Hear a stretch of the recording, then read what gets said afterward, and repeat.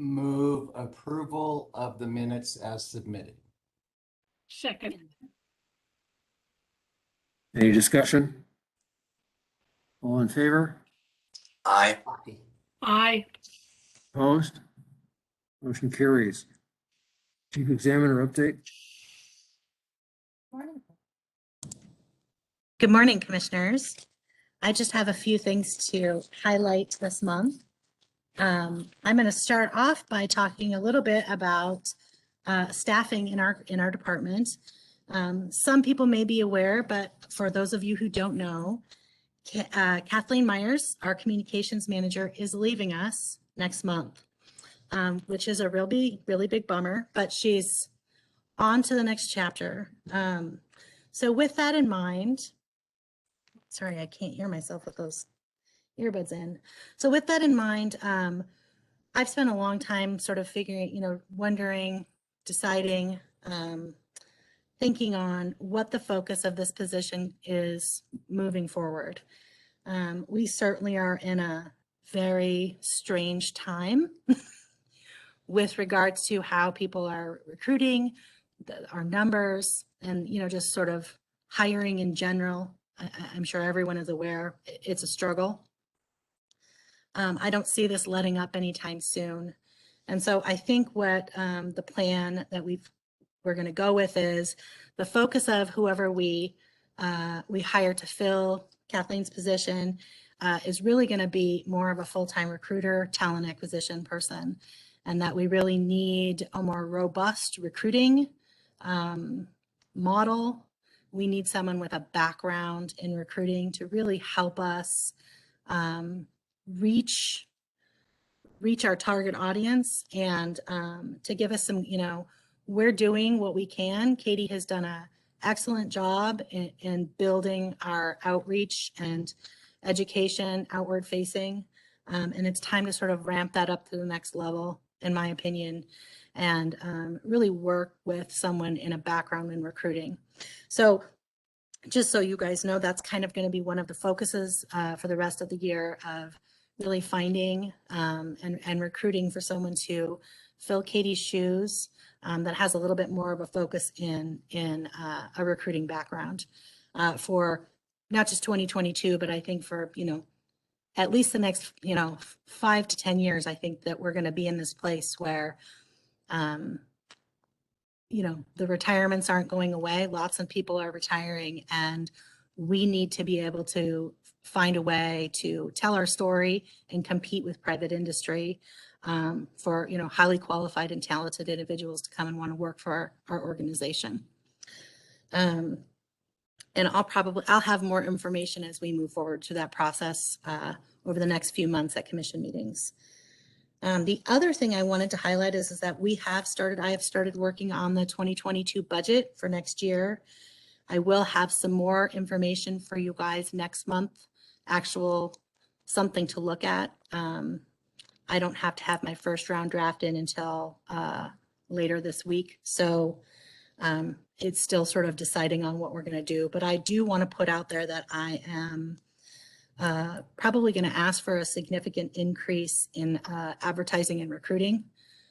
We usually budget about $5,000 a year, which, if anyone does any recruiting or advertising, is about 1 month's worth of recruiting. So I will be coming to you and sort of making the case for why we really need to ramp up our spending on how we advertise, how we recruit, where we're targeting, and how we get people to come and apply for our jobs.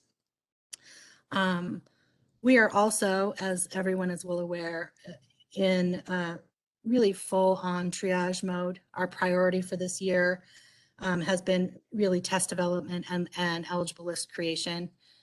Departments need to hire, and we are trying to turn work over as fast as possible to get those lists for people. We are struggling, to get people to apply for our jobs. And with that, there are a variety of things that we have sort of had to let sit on the side and not complete on a regular basis. Important work, but in triage mode, not as important as test development and eligible lists. But I am going to be asking for an additional staff member, another analyst position, to try to help us take up some of the slack and doing some of the important work like tracking our temp seasonals, data, performance measures, statistics, internal communications and education, quality control and item banking processes. And I will have a more complete picture of sort of what that looks like next month for your review to look at before we sort of cement that in. But I did want to kind of give you a heads up that that is coming, and we are in process at this point, looking at how we can spend finite resources in the best way possible. Certainly, we will not be, I don't think we'll ever be to the 1%, but it will probably be more than what I requested last year. So just a heads up on that. Some other things coming down the way. I am working with the City Council Office Director to join some regular study sessions with Council for a Chief Examiner Q&A session on a quarterly basis or a monthly basis, whatever they're comfortable with, to get some more face time in front of City Council and really be able to sort of educate and give outreach and have a name and a face for them to contact and reach out to when they have questions, concerns, or need information about civil service or our processes or our rules. So I should have more information on an actual schedule of when that'll be occurring next month. What else do I have? We are later on this agenda, we are doing a supported employment and ADA presentation, which is a joint collaboration between Kathleen and our department and Pam Bergen and HR. And one, I think it's important that we sort of, we do have a new commission member. So just some better explanations of what our supported employment program is and or does, how we work collaboratively with HR on some of these items. And I do want to, moving forward, have something of a more regular standing agenda item to highlight and showcase collaborative work that we are doing with HR, but also to give commissioners time to be able to ask questions, comment, and talk with HR on things that are of concern to you guys. Just something on a more regular basis. And then finally, the last thing I have is, I won't put this on this, I didn't put it on this month's agenda, but our December commission meeting is the week of Christmas. So I will probably put a new business option to vote on canceling the December meeting. Our meeting is on Tuesday, the 21st, and I think Christmas Eve is like Friday, Thursday or Friday or something. It all just seems like we should be on vacation, or at the very least, not doing heavy work the week of Christmas. So I will have that on the agenda to vote on next month. And with that, I don't have anything else for Chief's update. Any questions from you guys?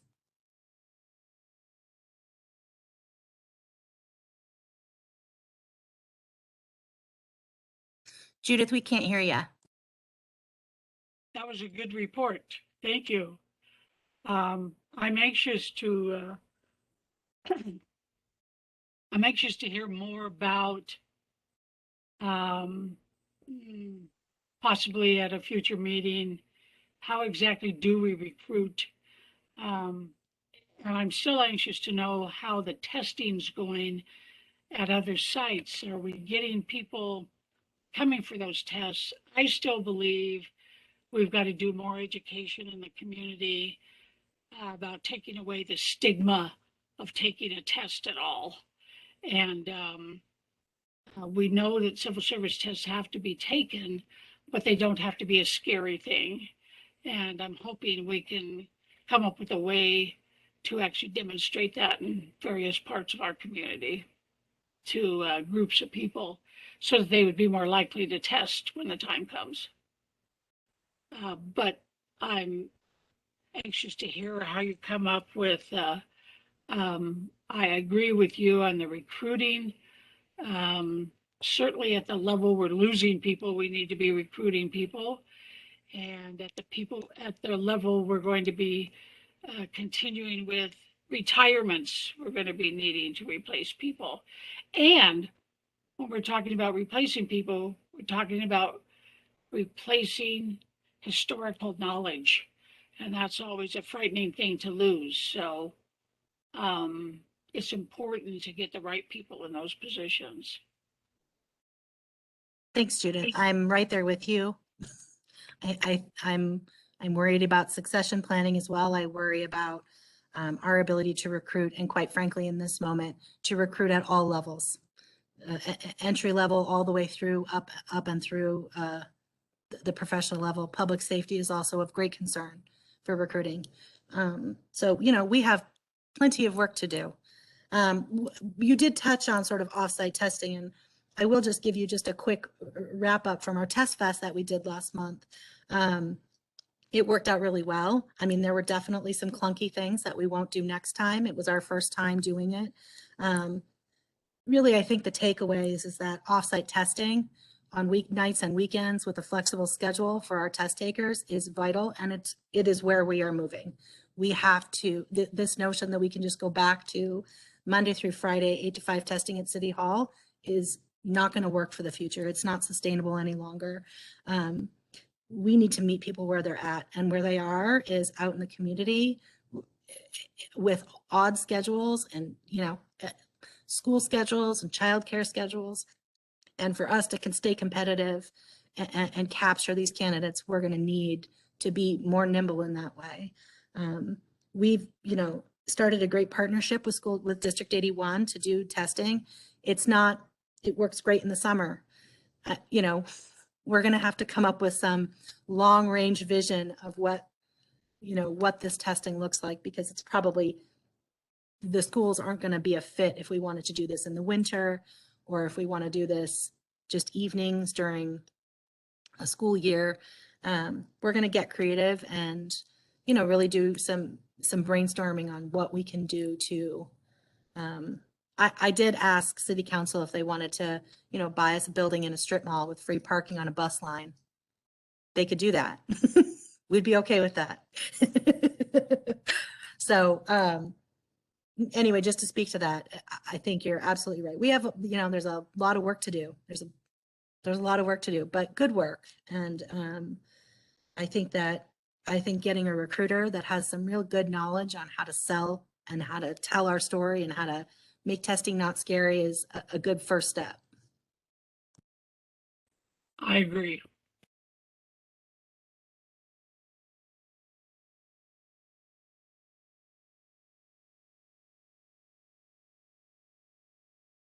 Item 4A. Nicole? Yes, item 4A is the findings, conclusion, and decision for the commission from its hearing appeal from last month. The draft has been sent around to the commissioners individually. We've updated the document with those requested edits. So now is the time for the commission to approve or disapprove, as you so wish, the findings, conclusion, decision. There is no public comment on this matter. There's no more deliberation. So the discussion is strictly on approval of this document.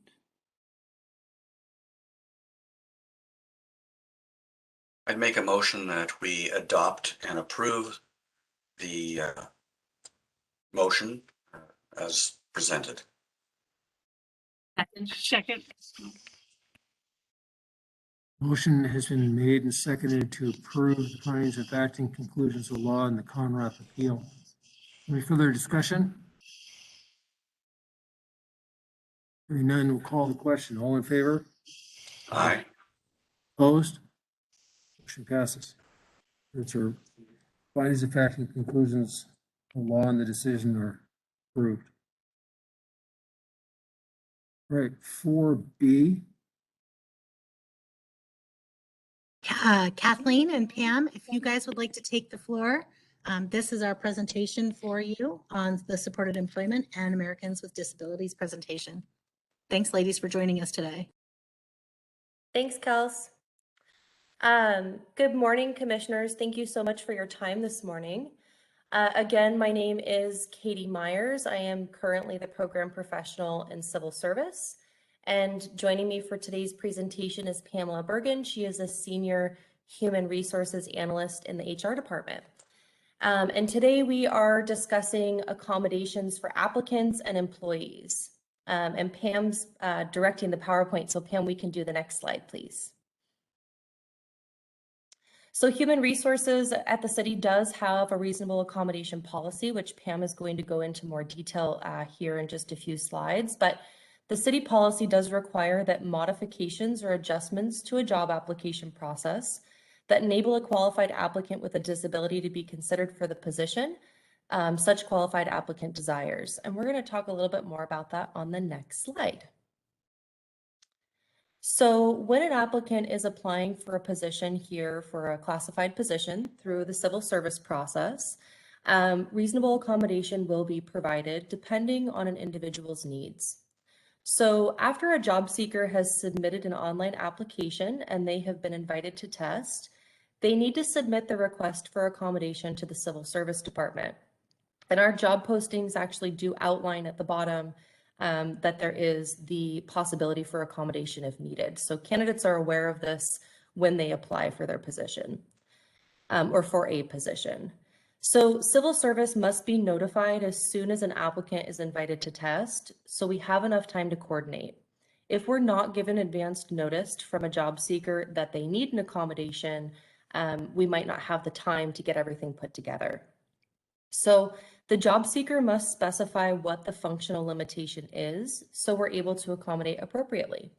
We do require documentation of the disability, and that must be issued from a licensed medical professional, a vocational rehabilitation specialist, or an agency like DSHS that provides disability benefits. And I do think it's important to note that we have the utmost regard for privacy for information, and that this is only used for the required purpose of providing an accommodation. So once this information is submitted to civil service within the correct time frame, we actually pass this information off to human resources so that they are able to provide that accommodation for a job seeker.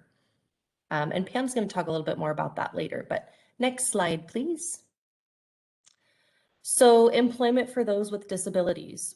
There are currently 3 different hiring paths for a job seeker to choose from, depending again on an individual's needs and preferences. So for full-time classified opportunities, an applicant would go through the process that we just discussed. For part-time temp seasonal opportunities, that is overseen by the Human Resources Department. And then we also have our full-time supported employment opportunities. And many commissioners already know this program was designed to provide additional reasonable accommodation for those with qualifying disabilities to gain permanent employment here at the City of Spokane.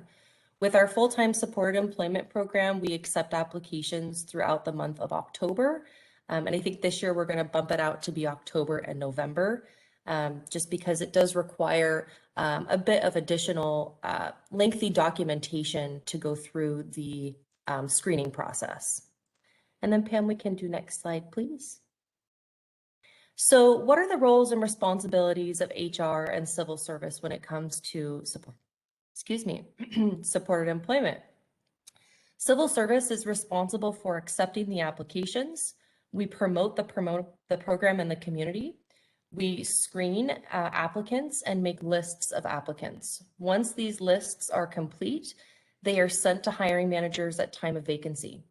And it's up to that hiring manager to work with human resources, with their HR analyst, to go through the interview process and provide possible reasonable accommodation for the interview and or on the job. And this is a really good point to sort of transition over to Pam, who's going to talk a bit more about that policy over in human resources.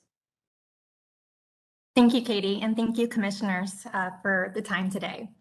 So I want to pick up where Katie left off, which is talking about the interview process for our supported employment candidates. And HR really tries to facilitate those interviews with the department. And it's really important that we're flexible, that we adapt to the different needs, not just of our department, but of our candidates. So a lot of times we're working directly with that candidate and even their job coach, if that's applicable, on what the right format is for that position and for that applicant. So we've actually done a lot of different types of supported employment interviews here across the city.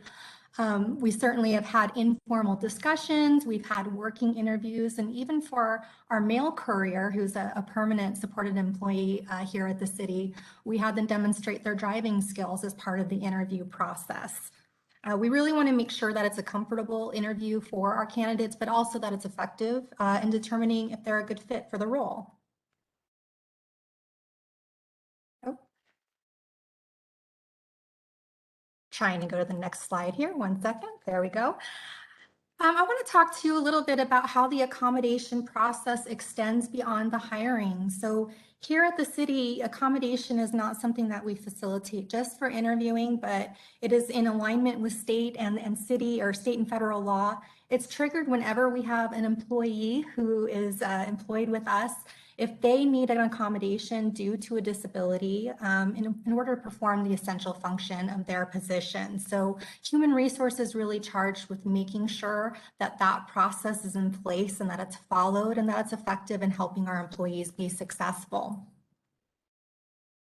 We facilitate what really is called the ADA interactive process, and that is a collaborative effort between the department and the employee. And it's used to explore what accommodations can be implemented to help an employee with a disability be successful. It could be a temporary disability, meaning they're recovering or progressively getting better over time, or it could be a permanent disability that we're accommodating.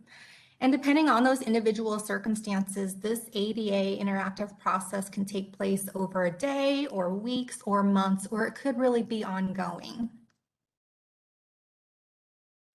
Just to describe briefly the steps in that process, once it is known that an accommodation might be needed for that employee, our first step is really to gather information, and that happens a lot of different ways. So of course, speaking with the employee and understanding their circumstances is important. And also, it's not uncommon for us to work not just with the department, but to reach out to civil service to better understand what the functions of that job are. They really are the experts on those job functions. And then we also like to consult with the bargaining unit when we're exploring those options. And lastly, and probably the most important, is we're often getting information from that employee's healthcare provider. We want to make sure that whatever accommodation we land on is not only going to be effective in helping the employee, but also safe for the employee as well. And then lastly, once we've had those conversations, we usually agree to an accommodation and we implement. And then I added that we also monitor, because we don't want to just implement and then forget that this ever happened. Sometimes it's an ongoing process to make sure that the accommodation is really working or working well or working effectively, or if we need to modify or tweak it just to help it work better. So it is an ongoing process often, and also the ADA interactive process is dynamic. So we might close a request and we can reopen it at any time. The employee is really encouraged to let us know what's working, what's not working. And if it's not working, we re-engage and continue to work with that employee. So in human resources, and just talking about non-workers' comps type of ADA processes, we usually do about 20 of these per year across the organization. You can see kind of a breakdown of where those interactive processes take place. So far this year, we've completed 12 ADA interactive processes with employees. I think we have about 4 in process. So we're definitely on par of meeting that average and probably exceeding it this year. I should also note that we also work closely with safety, and safety does a lot of more small informal accommodation processes. So they're doing the ergonomic assessments here in the workplace and making a lot of recommendations to minimize ergonomic risks across the workplace. So just to touch on a lot of the common ADA accommodations that we often see in the workplace, probably the most common is related to equipment. So sit-stand desks are really common. or adjustable monitors. We also do a lot of accommodations that add additional breaks to an employee's workday or modified schedules.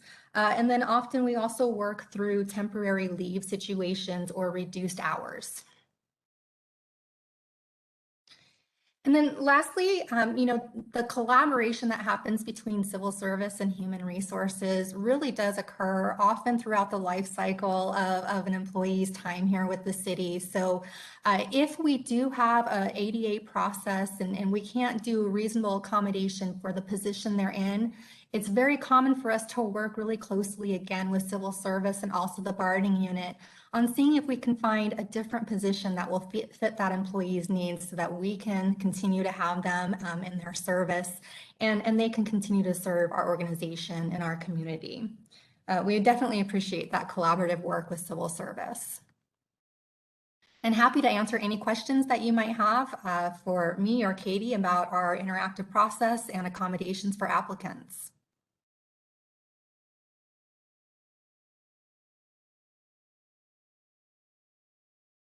I have one question.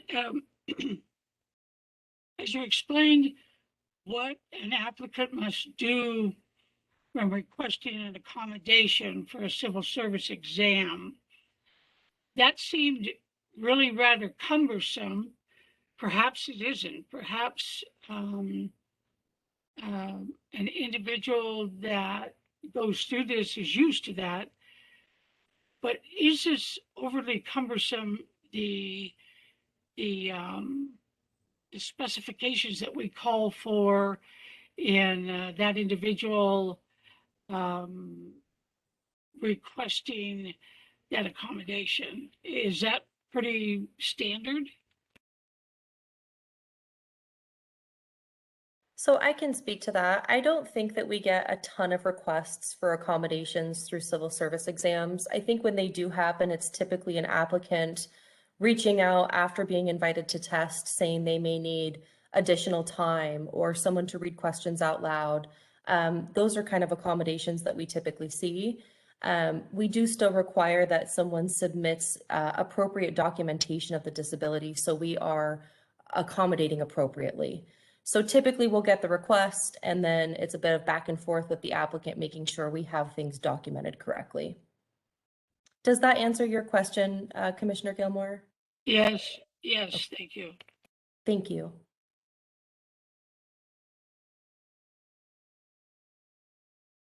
Any other questions or comments for Katie or Pam? Katie and Pam, I just think you did a good job. Thank you very much.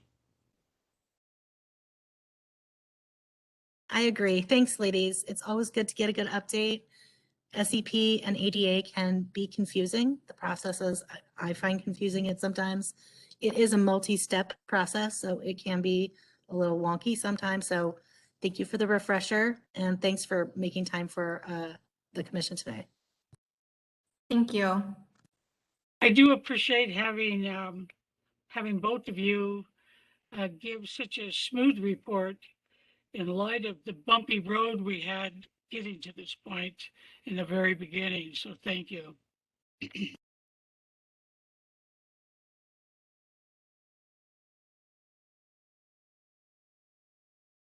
Okay. Agenda item, is there any other new business? Okay. Where's Craig? Oh, there I he have is. if the chair would entertain this, I Wait, would move that we yeah. adjourn the meeting. Mr. Holt, you have something to say? If you would consider this, I would make a motion to adjourn.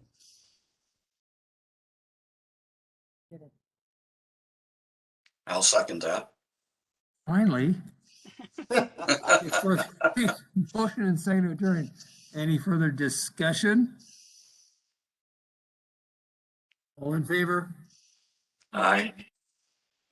We are adjourned. Thank you. So long. Thanks, everyone. Bye, See you everyone. next month. Be safe.